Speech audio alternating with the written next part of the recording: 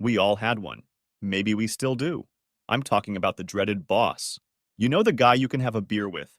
Maybe you can talk about soccer or baseball or even hockey, but there are some things that are off limits. I mean, absolutely forbidden. He could buy you a beer and they'd still be off limits. Hell, he can buy you a nice bottle of booze and they'll still be off limits if you're still sober enough to talk. My name is Archie, like Bunker, but Jones will do too. My wife's name is Edith.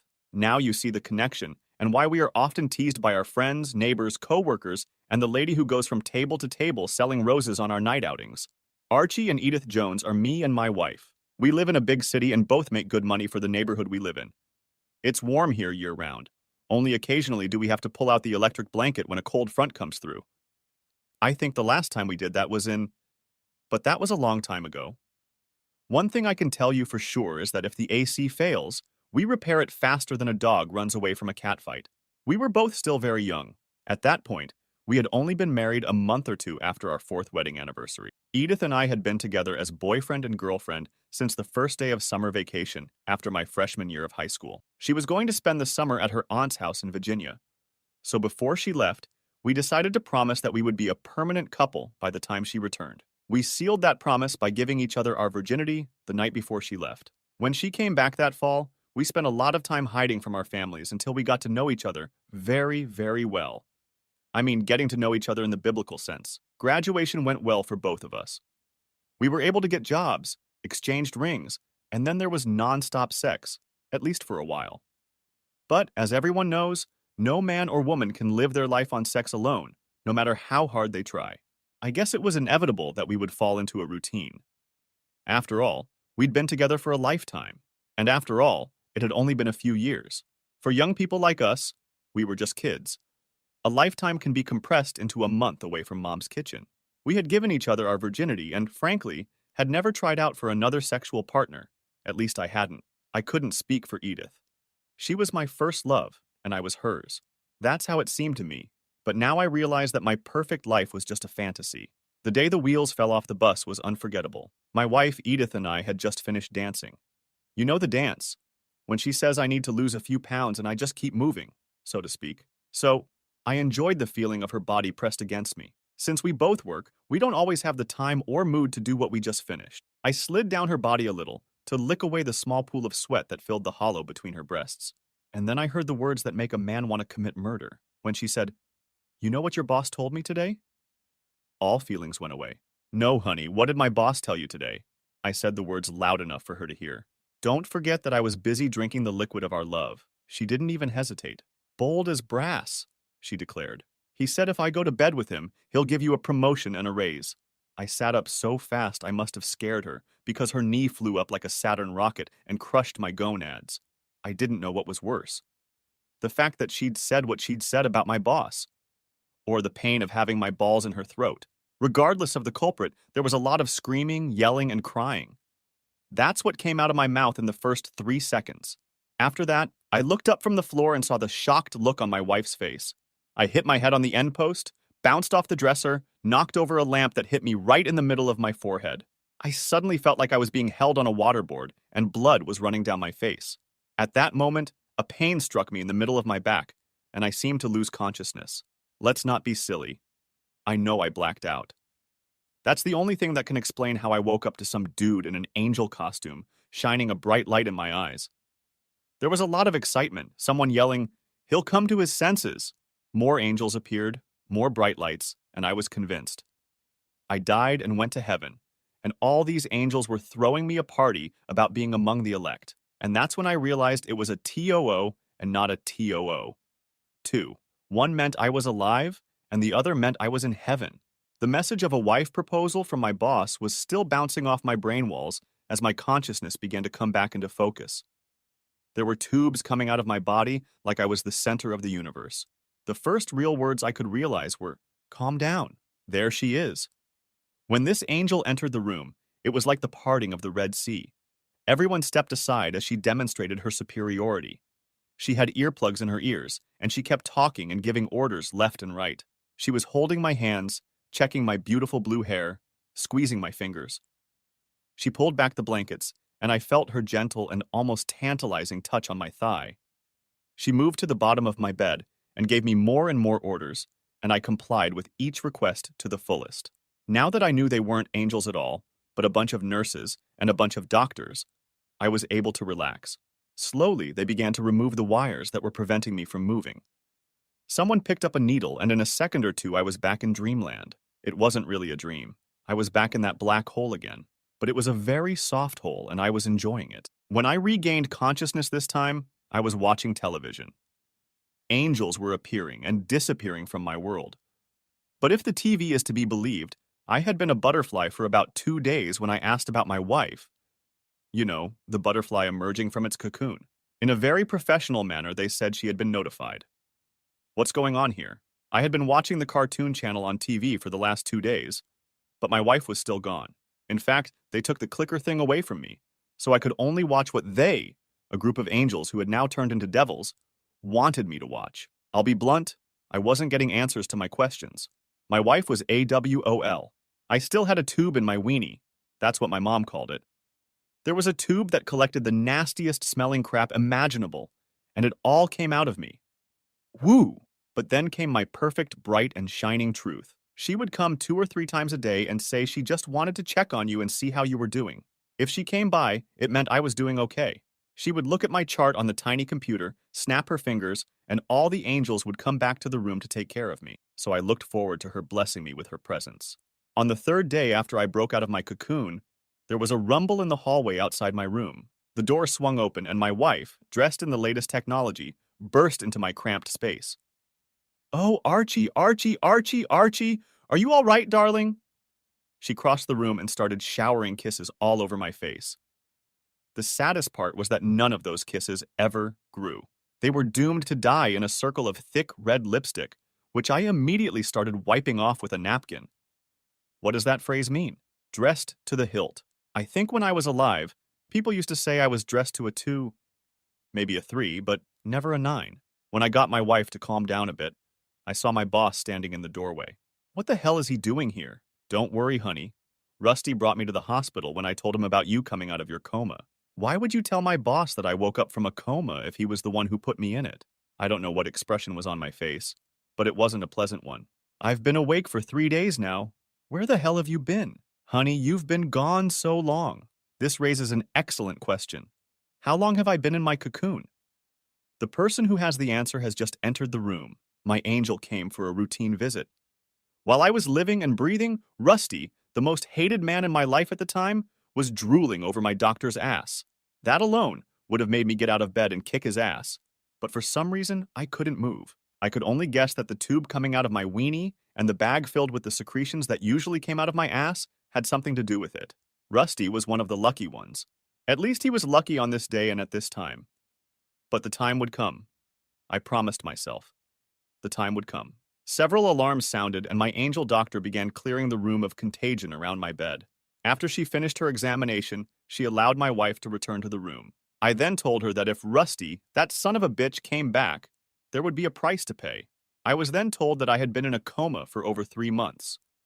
My angel told me that they had more scans of my brain and spine than the patients in the hospital.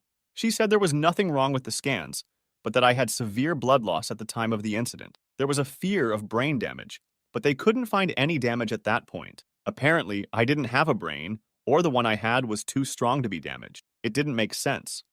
After all, I was in a coma for 3 months.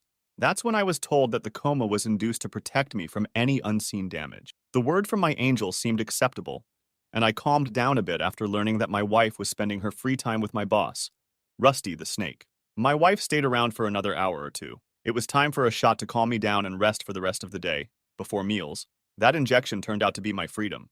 I woke up a few hours later and she was gone. The next day, I was put into the operating room to have my butt reconnected, and the nurse took the tube out of my pee hole. She offered me a choice, slow and easy or fast, to get it over with as soon as possible. I decided slow and quiet. At that moment, her hand twitched, my eyes glazed over, and I started chanting the mantra, "Oh, damn!" I was getting good dope, but they weren't that good. Later, when I was moved back into bed and the bleeding had stopped, I think, my wife was sitting next to the bed. My lunch was brought in while I was out of the room, but she ate it. So, being the new fresh butterfly that I am, I was able to talk a couple of nurses into calling the cafeteria and ordering something special. They brought me soft serve and gelatin. I would have killed for pizza, but I knew why they did it, and I had to put up with it or starve to death. You know what happens next. What came next was the dreaded rehab. For some strange reason, I had to relearn some things I had done all my life. I was learning to walk again. Wait, damn it, right here? I know how to walk. You just wait till you get up off the floor, and I'll show you how to walk. Fortunately, it didn't take long to sort out left and right. I was feeding myself, wearing a bib, and my wife was standing nearby, fussing about as if she didn't notice something more important going on in the world. Just go away, okay? I think I've got it all figured out. I was getting very impatient with my wife. She didn't hesitate. If I had known it would be this easy, I would have kicked her out sooner. Finally, the day came when I found my freedom. Praise hallelujah, I was on my way home. When the nurse wheeled me out to the front of the building, I was so happy. But I didn't know it wouldn't last. I knew I couldn't drive yet, but I thought my wife would respect me. As they closed the back door and I sat down, I looked at the front seat and guess who was driving? Come on. It wasn't my wife, but the guy who got me in this place? Yeah, it was a good guy, Rusty, my boss. When I saw the back of his head, I almost threw up right there in the back seat of my car. Well, it was my wife's car, but I paid for it. Doesn't that give me the right to claim it? I think it was my own stupid fault. The whole time I was in the hospital or in rehab, I never questioned why Rusty was even around. Rusty visited me in the hospital, but I think I would have done the same if one of my co-workers or friends had been injured. Of course, that makes sense. Doesn't it? Edith realized I wasn't in the mood to host and sent Rusty on his way. I received instructions from my angel, a stylish and very sexy female doctor at the hospital. I know it sounds crazy, but when I think of her, it makes me feel better. Maybe it was the fact that when she leaned in to check my eyes or test my reaction by probing parts of my body, I felt a slight tingle. I'm going to miss our flirtatious banter. Well, the view from the front of her robe was admittedly arousing. It felt a little strange walking into my bedroom for the first time since the incident. I was tired, so I was glad for the feeling of non-hospital sheets and the lack of that aroma that lets you know you're not in heaven. Unfortunately, it had been so long since I'd seen my bed that I'd even forgotten what it was supposed to smell like. That's odd, I thought. That's not the kind of stuff my wife puts in the dryer to keep everything fresh as a daisy. Well, I'm tired. I need to rest. When my strength was restored by a short nap, I entered the kitchen, following the delicious smell of the promised home-cooked dinner. What the hell is this? I thought, looking at the 2 dirty coffee cups in the sink and 2 plates of leftover scrambled eggs and hash browns. They were accompanied by 2 sets of unwashed dishes. Who adds ketchup to scrambled eggs the way I do? I asked myself. After a second or two of further investigation, I realized it wasn't my wife. She doesn't add ketchup to anything. When she entered the kitchen, I was sitting at the table. I don't think I questioned her fidelity in any explicit way. But I'll tell you what. It's not like she was the only one who had sat at my dinner table in the last 3 months. As she walked by, she leaned over and kissed my balding head. Yes, there's a spot on the back of my head that's a little less covered in hair. Do you think we should talk about the elephant in the room? I asked.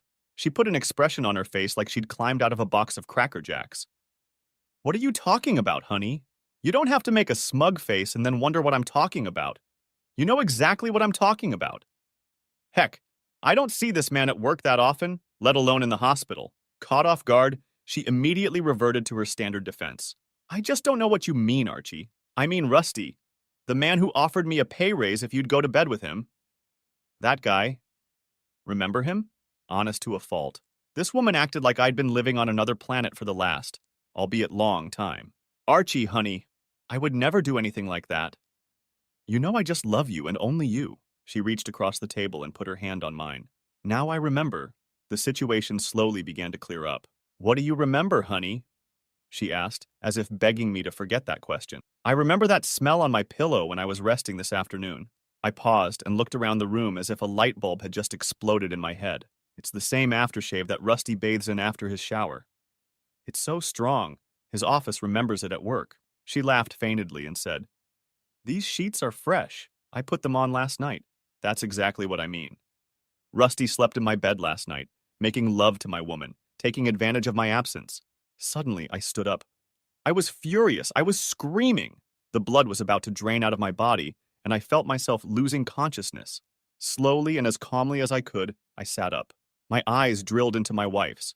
I don't need to hear some nonsense about how he helped change the sheets, or how he painted the ceiling, or helped you check the mattress to make sure this one was firm enough. I need to know what the hell is going on. Edith began to cry. She covered her face with her hands and began repeating over and over the phrase, "Forgive me.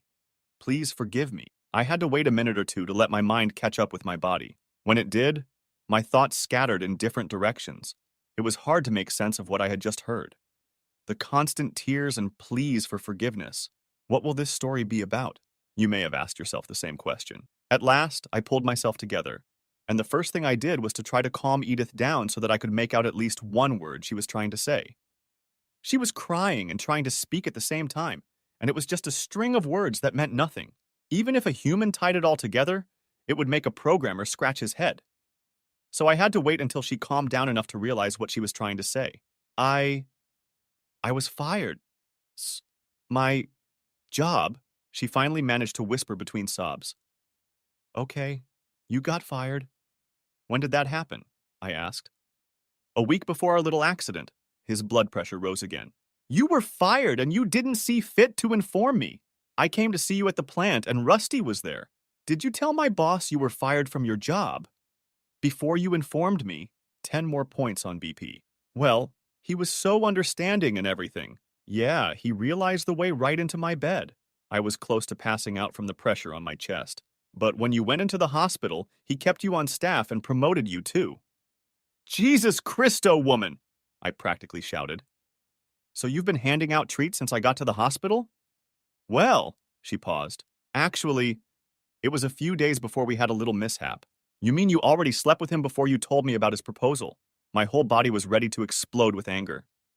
I had sloppy seconds, and that was with my boss. The biggest asshole this side of the moon. I paused to catch my breath. I have news for you. For him, and for the whole damn world. You can all just kiss my ass. I don't think I'm sure, but I think that's where I passed out. The next thing I remember was a sexy little girl looking at me through the plastic mask I'd put on to help myself breathe. A loud siren sounded very close by. And for some reason, my wife was holding my hand. Why would she hold my hand if I wanted to knock her on her ass? The hospital checked me out. They were going to keep me overnight to make sure I didn't cause any harm. I was okay with that. Maybe I would see my special angel again. When I asked the night nurse about her, she said she'd moved to another hospital. There was no point in going to the hospital anymore. Damn. I tolerated my wife's presence in my room for a while, but then I did persuade her to go home. We could finish our quarrel another time. The next morning, I got up bright and early. I called my brother to see if I could stay with him and his wife for a few days until I could find a place to hide from Edith. The doctors at the hospital had already told me I wouldn't be able to go back to work for another 2 weeks. And even after that, I had a lot of tests to go through. But at least this time, I was getting a complete picture of my life, and I was going to clean it up, willingly or unwillingly. I was just lucky. One of the nurses told my wife about my plans, and I had to face her again. I was sitting on the edge of the bed when she walked in with a face straight out of Mad Magazine. No makeup, her hair hadn't been brushed or combed since the previous day. She was loaded for bear, and she didn't give a shit about my shit. Totally caught off guard. From my point of view, you're the one who screwed it up. I was just trying to make our life a little better. Her remark about her lover patting her down hadn't quite gotten there yet. Who patted you down? Who the hell do you think we're talking about? Rusty, you idiot! Edith was on a roll, and I knew I couldn't stop her. I think we should screw him good, don't you? She moved away from the bed and sat down on a chair. When we're done, if you want, we can call it a day, or we can try to put this mess back together. When you talk about mess, you mean you and me. You think we can set his ass on fire and then kiss and make up?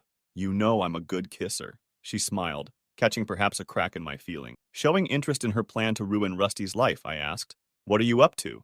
I hate to say this, but for now we'll just have to act like everything is normal. I could see the wheels of revenge spinning in her head. It took a moment or two for the word normal to be memorized. When it did, the reality of the comment hit a sour note. So you're going to have to keep screwing this guy until we come up with a plan? My hand rose into the air and swung back and forth. Before I could say anything else, my brother, his wife, and a nurse entered the room. The nurse, as one would expect a person who was changing clothes to do, waited until all the hugs and good to see yous were over before saying anything. Mr. Jones, I've made some inquiries about the Dr. Daniels you asked about. I just nodded, waiting for an answer about my angel. Dr. Daniels is at Mercy Medical Center across town, she reported with a smirk. I paused to realize the nurse's odd smirk. Is there a problem with Dr. Daniels? Not at all. She's the best in her field. But you know she works a little differently than the average female doctor. Everyone in the room realized what the nurse was talking about before I did. But the best money can buy, she said, smiling a full smile. And this ass? Same answer, she said. The stunned look on my face must have been priceless. No one spoke, but they all grinned like a monkey throwing poop at people at the zoo. Well, I'll be damned. There was nothing more I could say. I was partial to a girl who was a guy, and besides, she was a beauty. I don't think it would have been wise to make that admission when my wife, or should I say my cheating wife, was in the room. As everyone looked at me for a comment, all I could come up with was this. I was hoping that she, or maybe, if you think I was at a loss, you're right. But I kept digging that hole. Maybe I can get someone to sign an early release so I can get back to work. My brother to the rescue. Let's get out of here and find a place where we can figure this out. Just then, another nurse came in with a clipboard full of papers and instructions, and in another 30 minutes, we were on our way. I wasn't going to get in the car with my wife, so my brother and I were in one car, and my wife and sister-in-law were in the other. How bad is it? Asked my brother, John Paul. Yes, his name is John Paul Jones. We just call him JP. Without turning her face away from the window to look at him. It's really bad. What happened? Did you catch Edith cheating or something? When I turned to look at him, I saw all the unanswered questions on his face. Worry for me and Edith. I think it's, or something like that. I didn't catch her cheating. She decided to come clean on her own. How the hell does it work? He asked. Giving my brother my full attention, I told the story as I knew it so far, which wasn't much since I'd spent most of the last eternity in a coma. She lost her job and somehow confessed it to Rusty, my boss. That's all he needed. Rusty immediately stepped in and offered to help, making her an offer she couldn't refuse. I looked away, and she didn't refuse. So, what are you going to do? My marriage is a pile of crap, so I guess I'll go back on the market and see if I can find someone who's looking for the same thing I am. JP smirked. And what's that? Brother! When I realize it, I promise you'll be the second to know about it. We laughed as JP pulled his truck into the driveway. When the engine stalled and he pulled out the key, he looked at me and said, Do me one favor. Don't put this off until later. You and Edith need to sit down and decide what you're both going to do. Then we can do with Rusty what you decide. He paused, and then with the most serious face I'd ever seen on my brother, he said, It's going to be hard. It might be harder than you think. But don't drag her along thinking that you two still have a chance to get through it all. I can tell you right now, I don't think either of you have the strength to fight for what you had. I didn't think I could answer now, but he was right. I shouldn't have put it off and let her think that there might be a change of heart or any chance that we could continue to live a lie. It sounded weird. I knew she had confessed her sins, and I was willing to hide my private thoughts. Just then, Edith and my sister-in-law Pam entered the room. Before anyone could speak, John told his wife that Edith and I needed a few minutes alone. Pam caught the joke about why we needed to be alone from the look on her husband's face. Edith and I went to the basement, and I heard her full story, from her words. When I pressed her, it turned out that Rusty wasn't the first. He was more like the third or fourth. She said it was all about the shifts I was working. She couldn't help but feel lonely and confused by the signals she was getting from other men. I explained to her as best I could that all men are male dogs, and so was I. It was then that I admitted that I liked my special doctor at the hospital. At that moment, I could see that she had resigned herself to the fact that it wasn't going to work out between the two of us. When I asked her why it took me 3 days to get to the hospital when I came out of my coma, she replied that she wouldn't lie to me again. She was in Las Vegas with Rusty, and he didn't want to go home, and neither did she. So all those tears and begging for forgiveness were just a ploy to get back to me? Archie, she said in all seriousness, you hadn't been with us for 3 months, and by then I thought I'd fallen in love with Rusty. So you just stayed with him instead of coming to me? Moisture appeared in her eyes. Yes, in fact, I was sure Rusty and I would stay together. What made you change your mind? I, too, was beginning to feel the weight of my feelings. She leaned back in her chair and looked around the room as if she could find the answer on a plaque hanging on the wall. She shook her head. Rusty was in the shower in our Vegas hotel room, and then his phone rang. It was his ex-wife. I told her he was in the shower. Instead of yelling at me, She immediately calmed down and told me what I had gotten myself into with Rusty. I hung up the phone, and when Rusty got out of the shower, I told him that his ex called and wanted to know when he was going to start paying child support. At that moment, the look on her face changed from confident to hateful. That same day, I got a call from the county health clinic saying I had gonorrhea for the second time. I brushed past her remark about gonorrhea. I didn't know he had kids, I said, chuckling quietly to myself. I didn't know either. I didn't even know he'd been married before. He has 3 kids and he has to spend one weekend a month with them. For some reason, she shook her finger at me. I've been dating him for no matter how long, and I still haven't seen these kids. I don't know how old they are, whether they're boys or girls. All I know is that he's a rotten shit when it comes to his kids. What does that say about him as a person? And don't forget, he patted you on the shoulder twice. I know she saw me smirk. I just knew it. Then why did you stay with him? If I tell you, you'll get upset. You'll start screaming again, and then you'll end up back in the hospital. You know one of us is going to file for divorce after getting revenge on Rusty, I said, stating the obvious. Knowing what I know now, I don't think you can surprise me. So we can be honest with each other. For the first time since this whole thing started, I wasn't furious.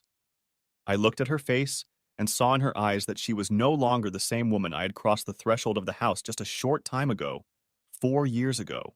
We talked about kids, a house in the suburbs, and maybe even traveling. But it wasn't meant to be. With a profound expression on her face, she began to lay out the painful truth. Do you remember when you accepted the application for the rotating crew at the factory? Of course I remember. We talked about it before I applied. I was going to get a raise that would take the financial pressure off me. Yeah, but we didn't realize I'd be alone. With both of our jobs, we were like 2 ships passing in the night. When you worked the evening shift, the only way we could communicate was with sticky notes taped to the refrigerator. Night shifts were nights that lasted forever. The day shift, when we were both free, you did all the cute things you couldn't do the rest of the time. Tears sprang to her eyes. But the worst was when we were only together on your long weekends. It was crazy. One weekend every 4 weeks. It was a harbinger of trouble from the start. Suddenly, I relaxed, realizing the reality that my marriage was over. I realized that she was right. She had cheated, but I was the one who had pushed her into unbearable loneliness. Perhaps we should both take responsibility. Have you ever told me what's eating you? No, you haven't said a word. I wasn't happy either, but all you had to do was open your mouth and let me know. Did I love her enough to fight for us? We had been married for a little over 4 years.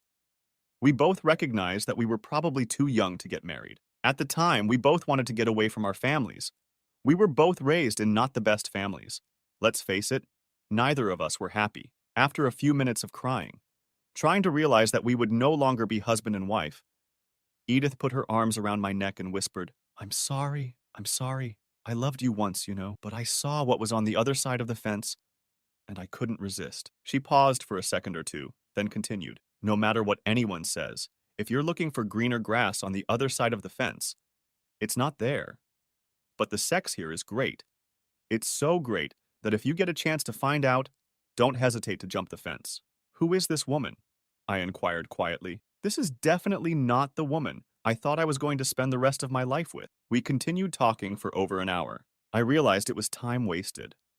When she finally realized that I wasn't interested in the excuses or the details of her cheating, she agreed that we should join the others. I should probably just drink up all the memories of the few incredible, enlightening hours I'd spent listening to Edith detail her sexual adventures. All the while, she was handing over her pussy, and I was thrusting in to provide for the two of us. In my nightmares, I had visions of her resisting our neighbor Bobby Johnson for a full 2 seconds before dragging his ass to our bed. Of course, there was also the story of her in the back seat of her boss's car. Then she confessed how she hooked up with my boss. It was nothing like what she'd told me before. She'd gone after him. She had seduced him at a company picnic a full year before she told me about his offer of sex for a promotion. If she hadn't been fired by corporate HR for providing sexual favors to employees, she'd still be working. But no, not her. She had to fall in love with my boss, Rusty. Then she finds out that this good old boy Rusty is the biggest asshole in the Northern Hemisphere. Or so she says. When we walked into the family room, all I saw were a few empty beer bottles and 2 very impatient people. Well, guys, you've got this revenge thing figured out, so we can get down to business and call it a day. My brother was the first to ask, "How the hell do you think we're going to figure this out? We don't even know this guy." That's when my ex-wife took the initiative to tell everyone the details of what she knew about Rusty and what we were up against. I shared what I knew, and when all was said and done, no one knew the asshole better than they did before. Everyone had another round of beers and agreed to meet up in a week. In the meantime, I would stay with John Paul and his wife. As far as Edith was concerned, I didn't give a damn. I waited until the following week to call the lawyer to talk about the divorce. I found his name and number at the bus stop. He handled divorces at what I thought was a reasonable price. Of course, by this time I was willing to pay anything to get rid of Edith. The next morning, I called Edith to let her know my decisions about the divorce, and she said she would agree to whatever I thought was fair. Look who's talking about fair. I lived in a world of hard work and masturbation, and she lived in the world of some famous or infamous porn star. I was determined that what goes around comes around. I was going to get that SOB. The evening of our next meeting was like a bad night. We each had a whole week to figure out the best way to get even with Rusty and break his back. No one had any good ideas except to shoot him as he got into his car to drive to work. We could make it look like a gang attack. The vote was 3-1 in favor of that idea. Edith was the only one who thought it was a good idea. Another beer, and I made a comment about him looking at my dear angel's ass in the hospital. I saw the lights flash, but I didn't see or understand what my comment had to do with getting even with Rusty. It took about 30 seconds to bring me up to speed, and suddenly we had a plan. First, we had to contact Dr. Daniels and then convince her to go along with our plan. I didn't think that would ever happen, but to my surprise, she was willing to do anything she might find amusing. She even gave me a glance, and when we told her who the target was, her smile grew even brighter. My comment: "I think we have a winner." She looked around the room. "I'm supposed to meet my beau here. I don't think he'll show up. Lucky me, I guess. Can I be tonight's audience?" I raised my hand to signal the bartender to bring another drink, and she put her hand on my shoulder. "I don't drink," she said. "I don't date drunks. That's why I'm just waiting for my date." I wish I could say the same thing. Ever since I got divorced, it seems to be the only thing that keeps me from thinking about what my life, or maybe our lives, could have been. Imbued with sympathy, she said, "You really loved her, didn't you?" Looking at her face, I realized the truth for the first time. I don't think I loved her. She and I were two kids who wanted to run away from our families. We saw each other as a way to break free. It was the idea of breaking free from all the rules that only applied to us. Our parents had their own set of rules that they had to follow. We were just there to make it easier for them. Suddenly surprised by my openness. "Remind me never to let you get drunk." I was just making an observation. I was a little confused. "I'm sorry. But when you mentioned that I love Edith, everything fell into place. I mean the reality of the whole situation." I paused to push my glass away from me. "Thank you for being here. And thank you for helping me realize that my marriage was just a ruse. A ploy to make me feel like an adult when both of us, Edith and I, weren't ready for any kind of commitment. I think you're being too hard on yourself. Your marriage wasn't a ruse or whatever you call it. You were just too young to make that kind of commitment." The large group of loud men made the noise in the bar almost unbearable. I had to yell at my new friend, but she just shook her head in confusion. "Do you think your date will show up?" I asked, just as the group of men broke into another loud cheer. "I don't care at this point. Do you want to find someplace quieter?" The look on her face was almost pleading for someone to get her away from this noise. I suggested my favorite establishment in the area, McDonald's. She shook her head and we were outside, walking and enjoying the sudden quiet. The evening air blew across my face as we walked toward Mac's house. But as soon as we were out of the protection of the buildings, the refreshing scent of her perfume wafted. It was a delightful relief from the usual street odors. Trying to keep the conversation going, I asked, "Did you say you were married?" "Yes. Once upon a time, a million years ago. I have to admit it wasn't the happiest time of my life. And now you're divorced?" "Yep. And from what you say, you're divorced too," she replied. I stopped in the middle of the block and gently placed my hand on her arm to let her know I wanted to stop. I looked into her eyes and said, "Let's figure this out. You're just gorgeous. You have curves that most women don't have, and you're put out at a bar you never go to because you don't drink." She smiled broadly. "And I'm being taken to a fast food joint so we can talk about things that have nothing to do with the case." She paused. "And to top it off, I'm being taken there by a man I've only seen once. How does that fit into your twisted mind?" "Well, I want you to know that I'm going to register for school, and I have every intention of becoming a millionaire someday." She almost burst into laughter, but then stopped herself. "I hope you do." I hope you get that degree and turn it into $1 million. We both paused. You'll be a good millionaire, and I'll be able to say I once knew you. It was pretty unpleasant. But I was determined to get through to this woman, no matter what it took. We found a booth and enjoyed each other's company for a few hours when she decided it was time for her to leave. She called an Uber, and when she went outside to leave, I slipped into the car with her. "What are you doing?" she demanded. "I hope you don't think I'm just going to let you leave at sunset or moonset, or whatever it is that's going on tonight. I need to know where to pick you up for our next date," said I. The driver had to insert his 2 cents into the conversation, but the fuss was soon over when she said it was okay. She handed him the card, and in a second or two, we were on our way. "What was on the card?" I asked. "My address. He needs to know where he's taking me." A wide smile appeared on her face. "If you had asked for my address, you could have gotten a postcard too." We both started laughing. "Is your phone number on this card?" She pulled another one out of her purse and scribbled the number on the back. "Here, now you have everything you need." As she got out of the car in front of her address, she turned around and said, "If you don't call, I won't lose sleep." When Uber dropped me off at my house, the first thing I did was call the number on the back of the card. She didn't answer. She gave me the dial a prayer number. I went to bed and slept for about 30 minutes for the rest of the night.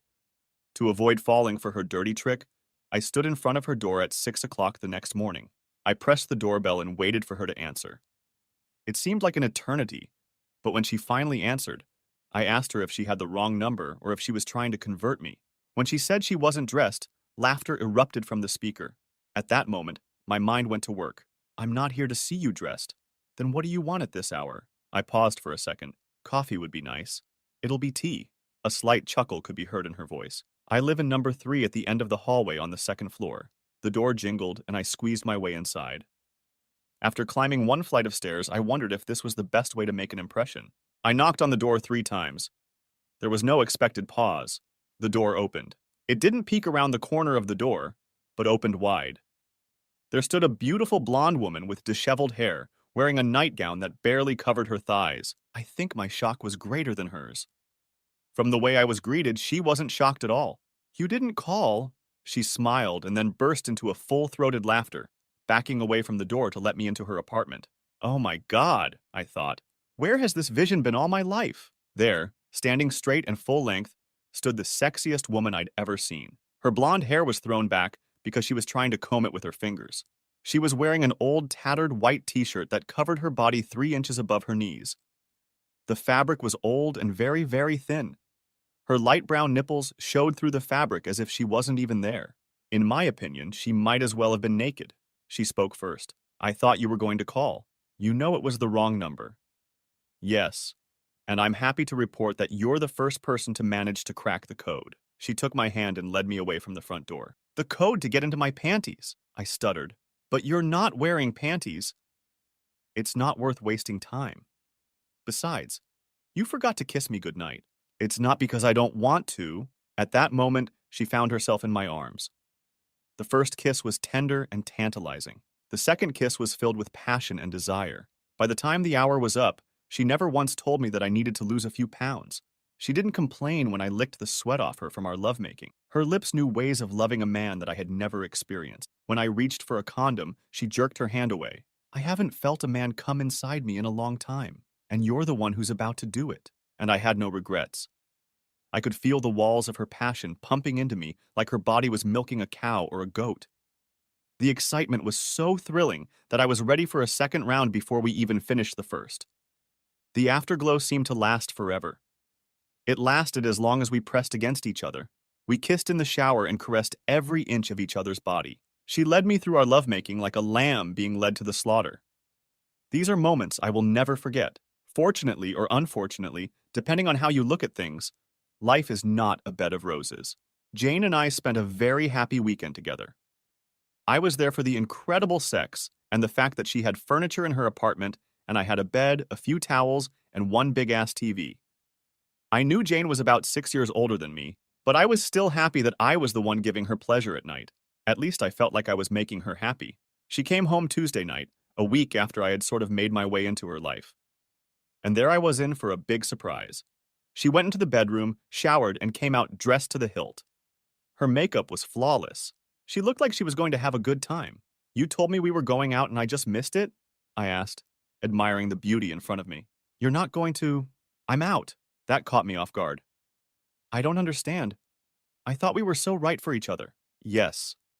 She glanced at her watch. I think now would be a good time to explain it to you. She put her clutch on the table and sank into the chair across from me. I've been trying to tell you from the beginning that I'm not going to be cornered like cattle or a slave at the stove. A few years ago, my husband decided to cheat on me. He didn't just cheat. He bragged about it to his friends.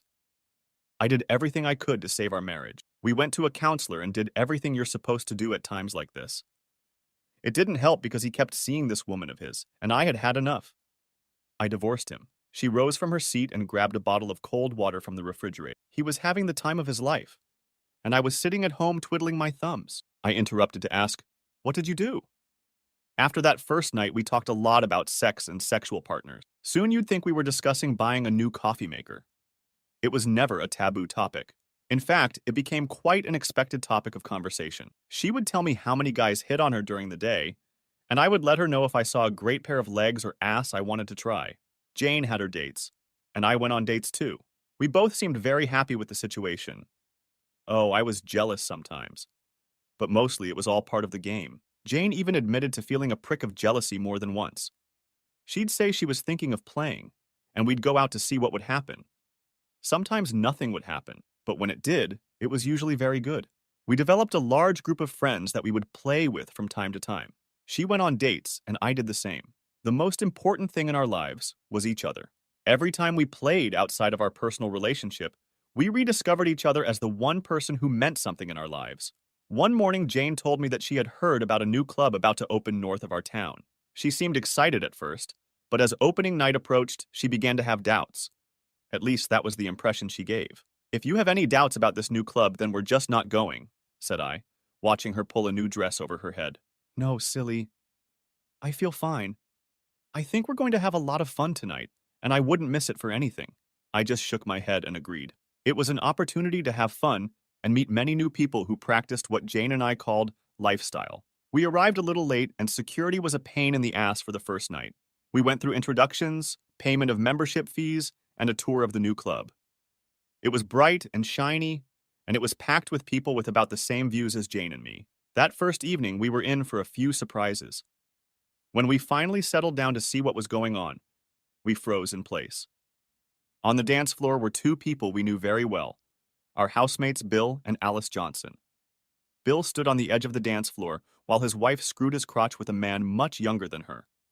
But while Bill was watching his wife, he kept rubbing the front of his pants as if he were masturbating without taking his cock out.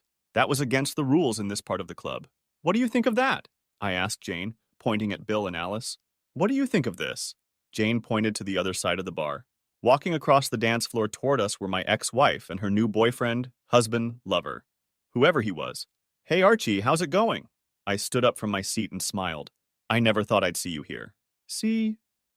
You thought you knew me, and you knew nothing." She held out her hand to Jane, and the conversation continued. I couldn't believe what the two women had just discussed. All around us, people are going about their business, and I'm stuck listening to my ex tell Jane all the details of her life after we divorced. Edith's new buddy is throwing glances at Jane, and I'm trying to get him to leave and find someone else. Suddenly, I felt the back of Jane's new shoes slam into my shin. Then, like a quick-thinking woman, she pretended she had an urgent phone call. She made up some story about an accident, and we excused ourselves from Edith's relentless onslaught. Before I could say goodnight to her, I was dragged out of the club. As we got in the car to head back to town, I asked Jane if she was okay. "I thought you couldn't have a cell phone at the club." "I'm an EMT, Archie. They should be able to contact me no matter where I am." She spoke in a stern, staccato voice that made me think I was in trouble. I just turned my head and pointed the car back into town. When we pulled up to her apartment, she didn't say a word. Something had happened, and I wasn't sure I wanted to know about it, whatever it was.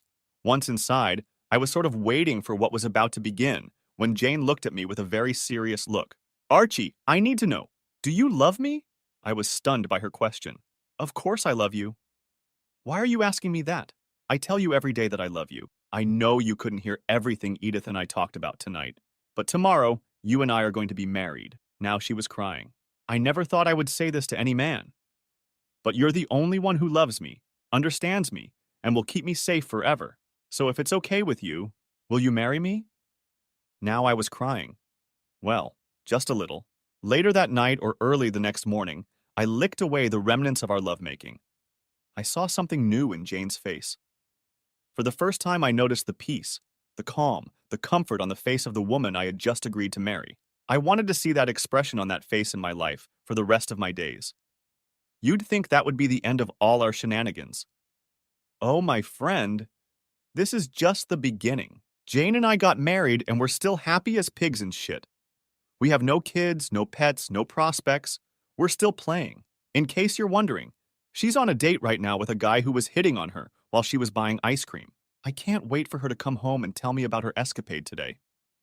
Every once in a while, I get to watch. She likes watching me with another woman, but I think she likes it because she knows that when I ejaculate, she'll have a chance to enjoy the pussy she just screwed. Yes, it goes both ways, but I'm still women only. As for things like limits, they still exist.